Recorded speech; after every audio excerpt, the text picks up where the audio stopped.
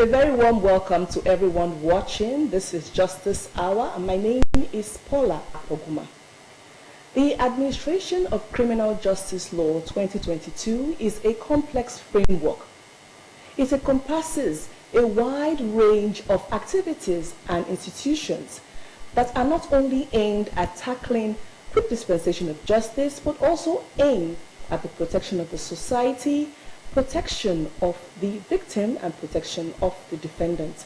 Joining us now to tell us more about the Administration of Criminal Justice Law is Mrs. Priscilla Wiliki Eyaife. She's the Orero Persona head, and she's also a deputy director in the Ministry of Justice. Thank you, Mrs. Eyaife, for joining us today on Justice Hour. Sapoma, thank you for having me. Thank you very much. Thank you very much indeed. Now we're going straight, to crime. Now, the word crime and offense are often used interchangeably, and many people will say, "Oh, I didn't commit any offense. I didn't commit a crime." So, can you really tell viewers what is a crime, and can you identify the types of crime or offenses we have right now in Nigeria? Well, a crime can simply be said to be an act or an omission that is contrary to law. So it could be a breach of the law of the Delta State or National House of Assembly. Now, while I agree that crime and offense can be used interchangeably in some sense, but might not just be in every sense, because while crime is stricto sensu just criminal, offenses could cut across both criminal and civil. So you have civil offenses. That means crime is basically just criminal, and offenses could either be civil or criminal. That's about it. Then we have several types of crime. They fall into several categories. You have felonies, you have misdemeanor, and you have simple offenses. For felonies, we have crimes like murder, robbery, rape, defilement, arson, kidnapping, cyberbullying, trafficking, and others.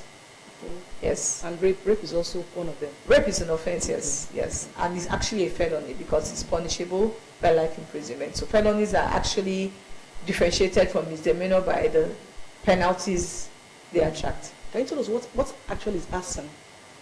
Arson, is it must it be done voluntarily?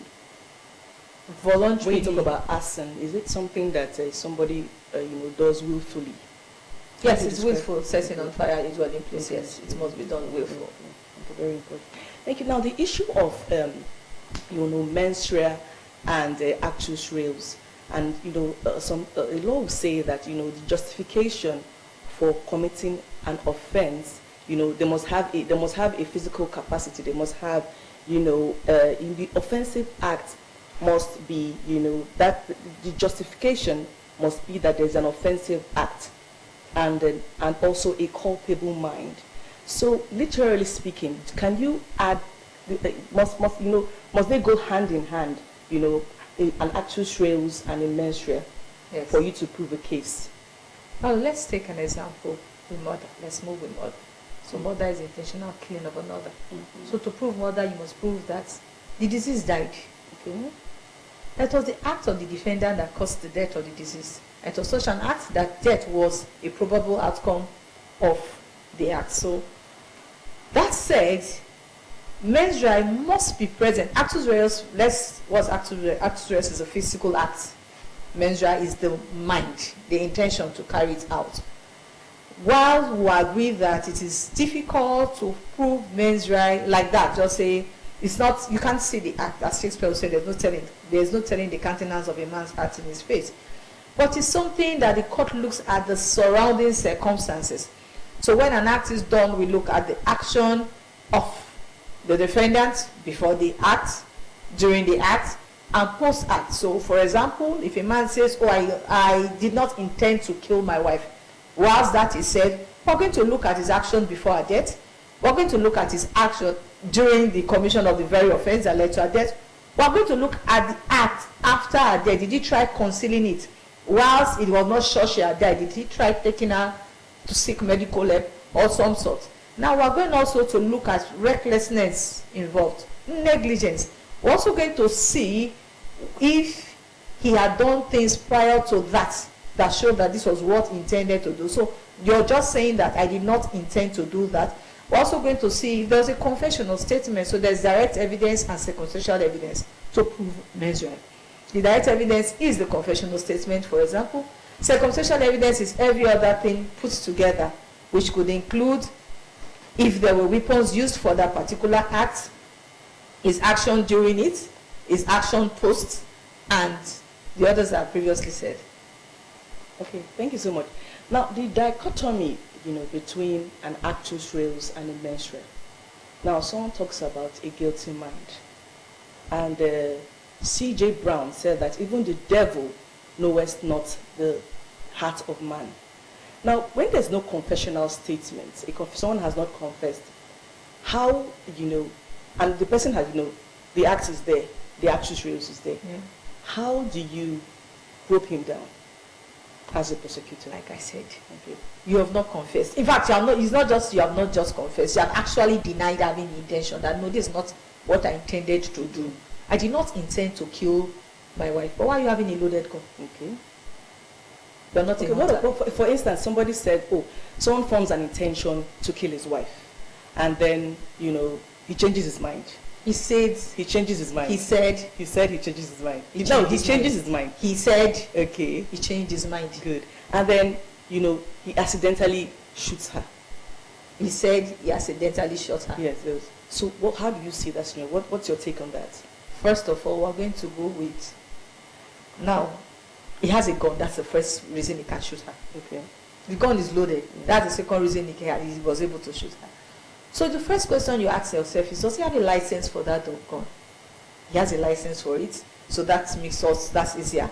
He has a license for the gun. That means he has some sort of expertise in handling the gun.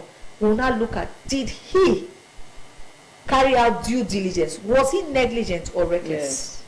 So if these have to be looked at, did he show any recklessness in this? Was he reckless in any way? If he did not have a license for carrying the gun at all, we already know he had the intention to kill her. If you keep a gun that you don't have a license for, then there's something you tend to use it for, which in this instance happened to be killing a spouse. But if you have license, it means that we know that you have some sort of training that enabled you to be like a licensed carrier of a gun. And that you have shot someone means that you did not carry out due diligence, you were negligent or reckless. Okay. Does that answer your question? Yes. So, yes. But now you talked about omission.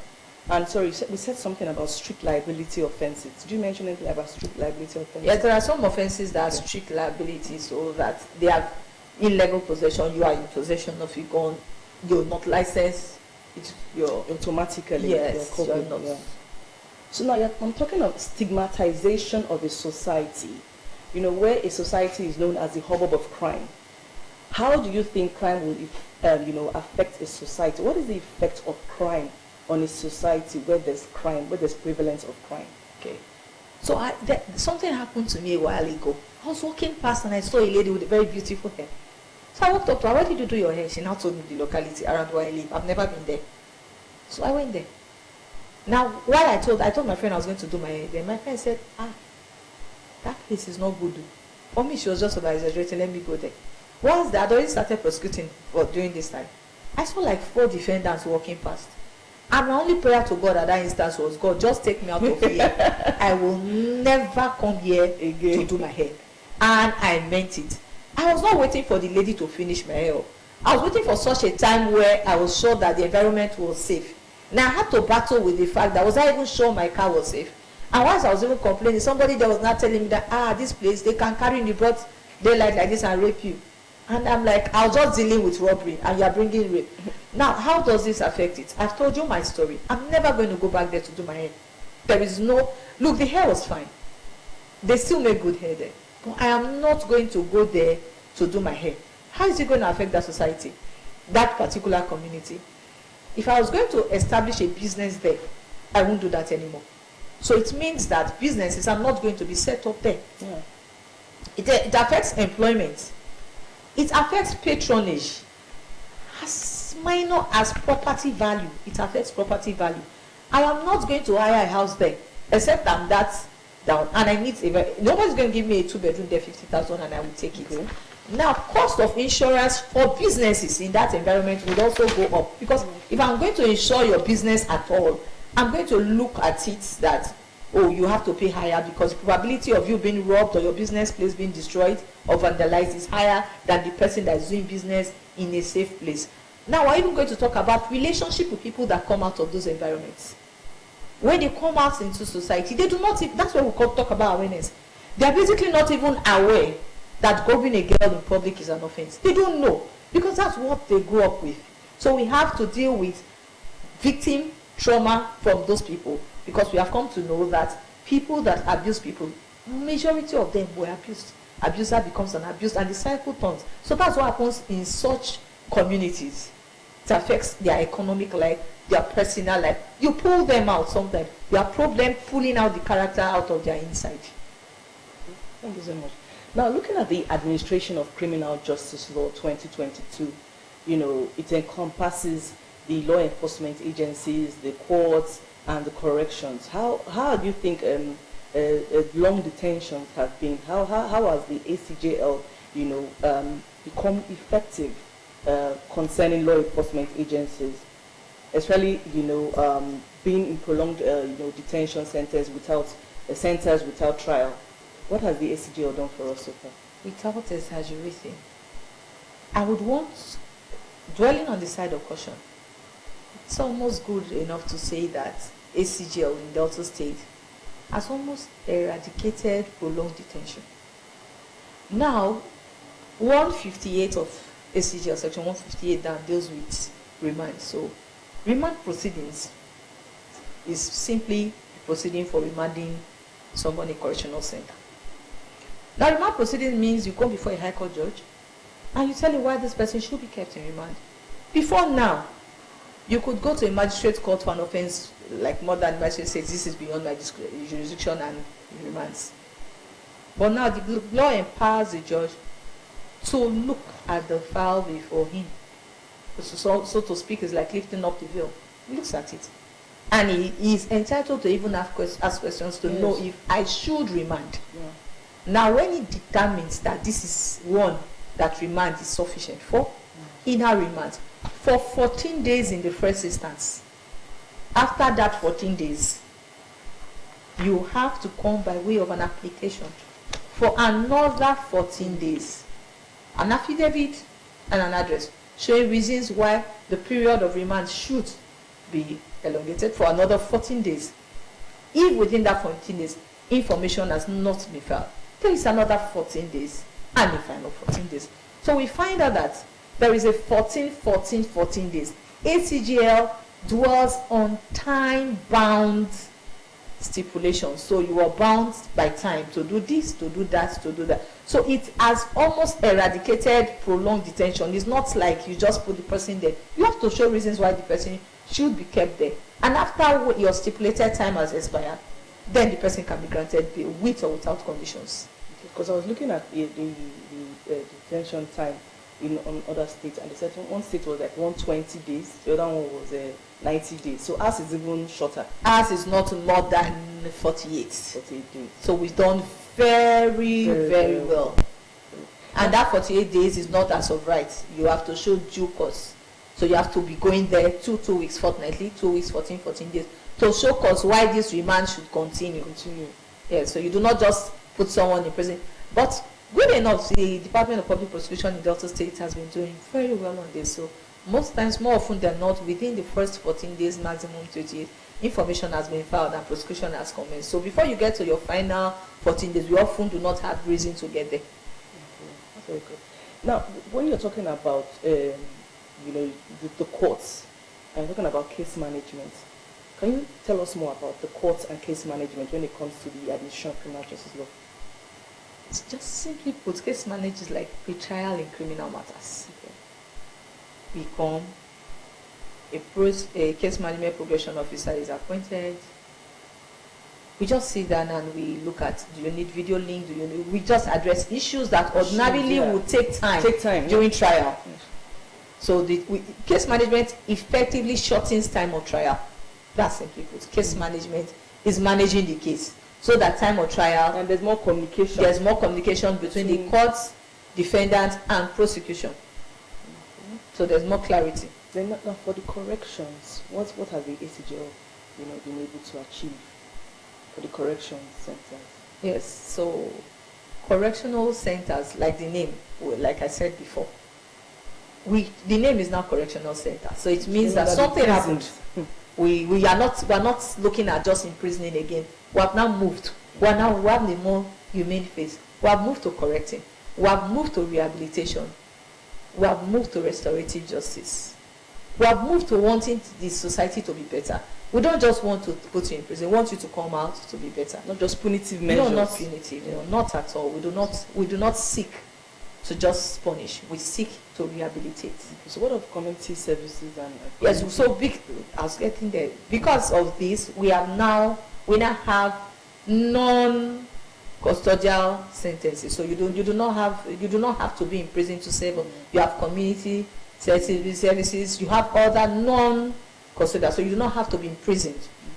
Do you have the statistics of those who have undergone the non-custodial measures? I do not have fixed figures with me. But yes, across borders. But I know I have done matters where people were giving community services, non-custodial sentences. Yes. Now, the bigger discourse, there's no institution or there's no legislation, that exists that doesn't have challenges. So what do you think the ACGL, the challenges of the Administration of Criminal Justice Law 2020, what challenges do you think they are now, or are they being managed, or is it going across board or above board? Okay. I will tie it down to Delta State, where I practice and where I work. Ordinarily, as with every other legislation, there are challenges. But we've managed ours so far, and we're doing very well. Very well, yeah. We have challenges of awareness. We'll start from arrest.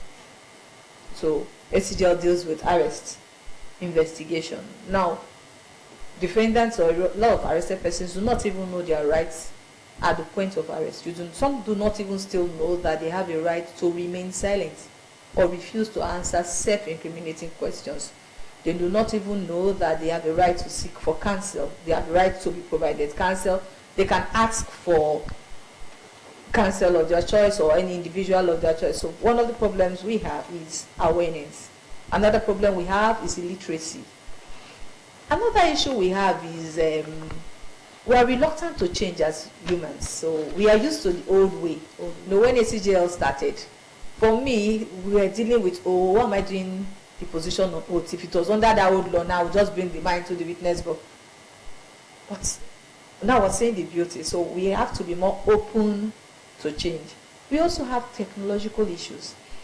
Now, I cannot say concretely, but I do not know if all courts in Delta State have facilities for video link and all that. But a lot of them have. We have met that. We are not doing visual. Well, we've even moved. We've passed there. We're now at the point where we're doing visual hearing. We've moved that far. So we're now doing visual hearing. But that said, that's only how much Ministry of Justice can do. We also have issues with network. That's outside the realm of the office. We cannot control service providers. Satellites. Yes, we cannot control that. So there are issues that are peculiar to us as a nation. One of which is our network services. So we have some issues that, with this is teetering stage. We're going to get past all of them. We're doing very well. We're moving at an amazing speed. We have done visual hearing. We've made video links. But we're going fine, and we're getting used to it. People are getting used to it. And now, in the light of the recent decision of Supreme Court in Federal Court of Nigeria against Akeze and against Charles, we all know that the issue of videoing, the making and taking of a defendant's statements is fundamental. And so that has also moved us a notch further. Yes, one of the issues we also have with ACGL is there are some instances where ACGL almost conflicts with the Evidence Act. And then that's, we will now, so we have some teaching problems here and there, but eventually we'll try them in courts and we'll get clearance. Of course, the issue is not the availability of laws. or not the absence of relevant laws. The laws are always there. Applicability, Yes, the implementation, enforcement of these laws. And how do you enforce what people are not even aware of is in existence? So the first step to enforcing the law is awareness. Then you also have to develop people, human capacity building. My office is doing so well. I'm sure in this month we've had trainings. Let's not put a number to them. We've had quite a lot of them, quite a lot. In almost every aspect of the law, we've been trained. We've even gone beyond that. We've tried to train other stakeholders. So because if you do not train the person that is supposed to carry out an action, then that cannot be carried out. So we've gone beyond training just lawyers. We've tried to bring other stakeholders into it. And so this is what you need to do. Can we train you on this? And so we're doing well. Stakeholders are being trained and lawyers are also being trained. Okay. Now for criminal investigators, they face a very, appalling environment, and a much harder hurdle is faced with the judiciary and all these complexities. And, so here comes the issue of plea bargaining in a way of, mutually come with the defendants and their counsel to dispose of the case. I was reading somewhere and someone said, that before plea bargaining came into the law, they were having about maybe, let's say, 50 convictions. But by the time plea bargaining came, they were having about 200 and 1,000 convictions. So what do you think plea bargaining has done right now? So let's start. What is the extent of which we can go into or recommend plea bargaining? So what's plea bargaining? Plea bargaining is a mechanism that allows the prosecutor and the defendant to come together and agree and reach an agreement without necessarily going through litigation. It involves the defendant pleading to one of multiple charges or to a lesser crime for a lesser punishment and or other benefits. So one of the benefits is that you could also have that same defendant help you get other defendants, right? You also have, it helps the cost of litigation. It helps the general cost list, it helps case management. Plea bargaining helps case management. Yes, it's part of it. Yes. Because now the court doesn't have to deal with 400 cases. You understand? And so sometimes plea bargaining also, mind you, it gives closure. I did a matter where I got conviction. And while after conviction now, the person that lost the child, I had conviction, so I had gotten conviction. And she comes to me and says, Cancel, what thing go happen now? So, well, at that point, my human side was, that's all. That's all. That's the end. That's the end. Yeah. She said, so my pikin don't go like that. Now maybe if there was plea bargaining, that would enable the victim would have met with the defender. And sometimes all you need is an apology. Sometimes what the closure the victim needs is an apology. So plea bargaining helps the society, helps the victim, helps the defendant. Okay. Now, when plea bargaining first of all came in America, in the United States of America, it was, to get people to, to sometimes be a spy for the police, for the criminal system, or sometimes he was talking about reduction of sentence, so sentence bargain. I don't know if we're going into sentence bargain in Delta State. What do you think? No, so let's start about getting people to spy. Okay. That will not work in this climate. It will not. If you try it, you see, they will call names that will shock you. For every law, you look at your environment to enforce it. Yes, so the existing, reflect the existing environment. Yes, so if you say just plea bargain, name people that are involved in drug trafficking, for example, you might be shocked they will name you. At that point, you will now realize that life doesn't work that way because of our particular society. So, plea bargain has its own, critics of plea bargain would say that, most especially for financial crimes, the fear is, why are you telling a man that stole 5 billion naira to pay 1 million and plead guilty? You think if you give every other person that opportunity to steal 5 million, return 1 million, plead guilty, they will not take it? Yes, not addressing the issue of the That's, contribution. yes. No, punitive. What the people yes. are looking at, plea bargain is not punitive enough in nature. Yeah.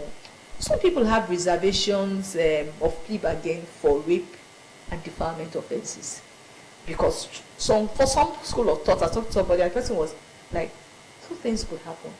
You know, people can actually, the economy is really not like, people can actually send their children to put them in such compromised situations so that they come for plea bargain.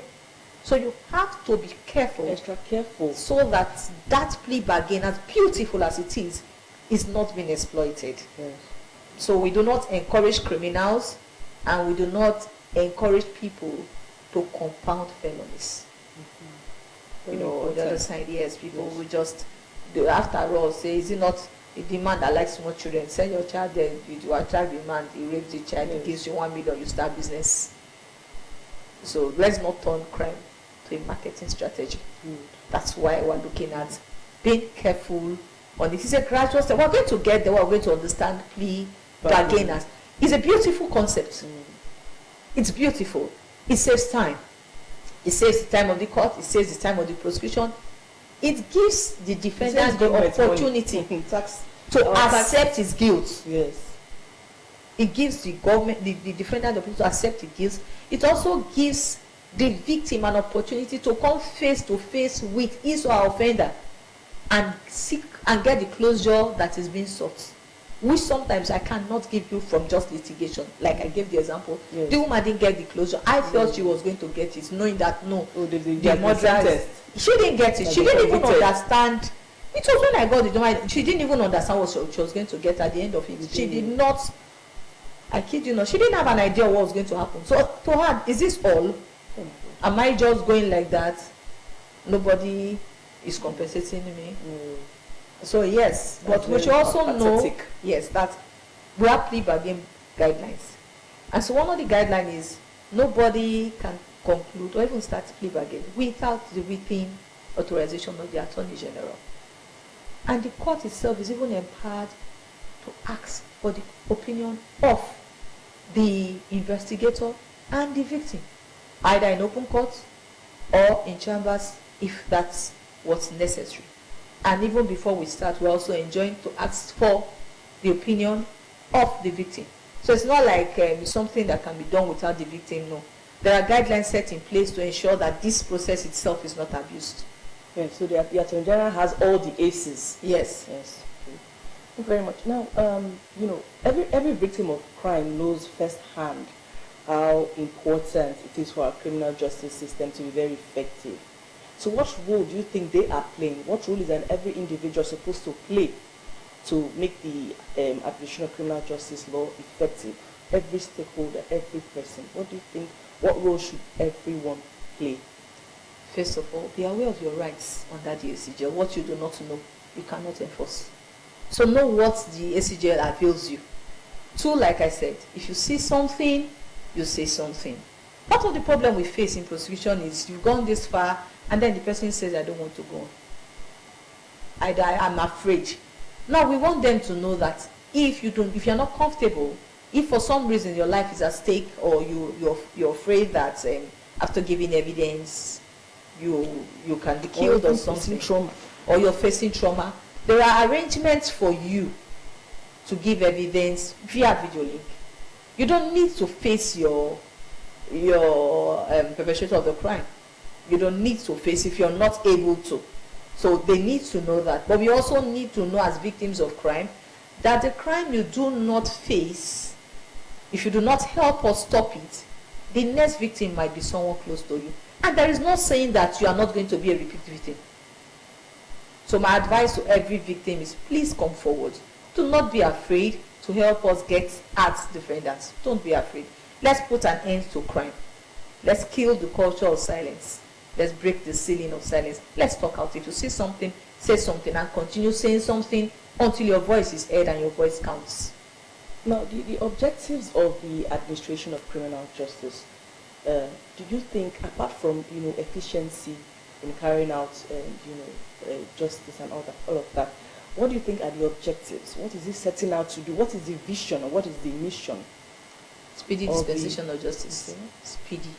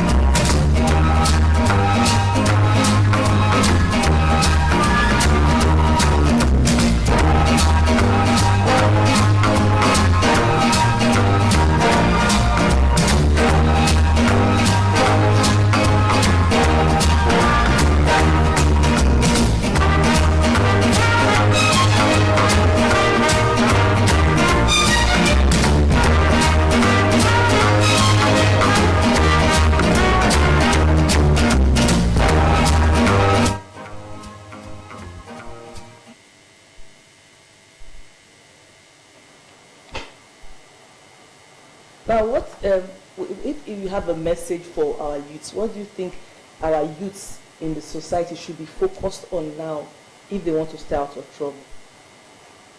What are the youths up to now? What are they up to? Get education. Skill acquisition.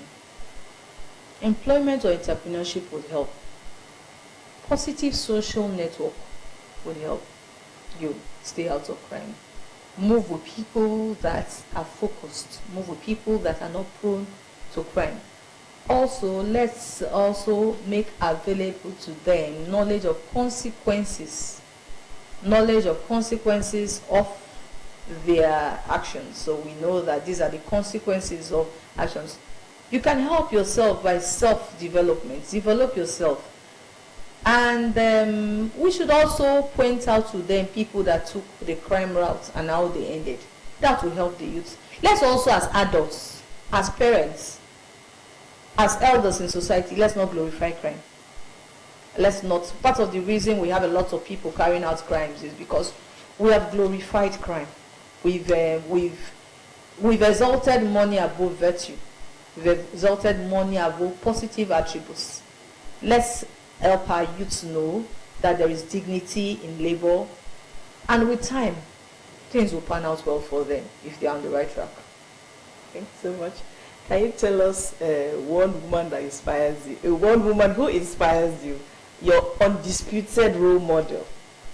My undisputed role model is my mother. Wow, that's nice. And I do not say it because everybody says that. I say it because if you know me, you would know why. She is my role model. Oh, that's good. I'm good. Thank you so very much indeed for joining us today on Justice Hour. Thank you for having me. Happy to for you to have come today. I'm very grateful. With focus on crime and how society responds to crime, the administration of criminal justice law gives options on not to constrain the judiciary or other stakeholders in the criminal justice system, but to ensure that we have a criminal justice system that works, makes progress, and delivers actual justice. And that's all we have on today's episode on Justice Hour. This program has been brought courtesy of the leadership of the Ministry of Justice. My name is Paula Akpoguma. Thank you very much indeed for watching, and see you next time. Bye-bye.